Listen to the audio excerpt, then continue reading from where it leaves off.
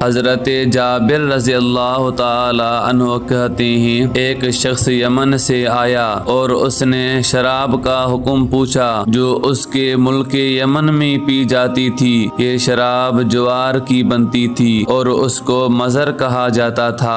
نبی کریم صلی اللہ علیہ وآلہ وسلم نے پوچھا کیا وہ نشہ لاتی ہے؟ اس نے عرض کیا ہاں، تو نبی کریم صلی اللہ علیہ وآلہ وسلم نے فرمایا ہر وہ چیز جو نشہ لاتی ہے وہ حرام ہے، اور اللہ تعالیٰ کا عہد ہے جو شخص نشہ کی چیز پیے گا وہ اس کو طینۃ الخبال پلائے گا۔ صحابہ کرام نے عرض کیا یا رسول اللہ طینۃ الخبال کیا ہے؟ فرمایا دوزخیوں کا پسینہ یا دوزخیوں کی پیپ اور لہو۔ دعا ہے اللہ تعالیٰ ہمیں حرام کھانے سے بچائے اور اللہ تعالیٰ ہمیں حلال کھانے کی توفیق عطا فرمائے۔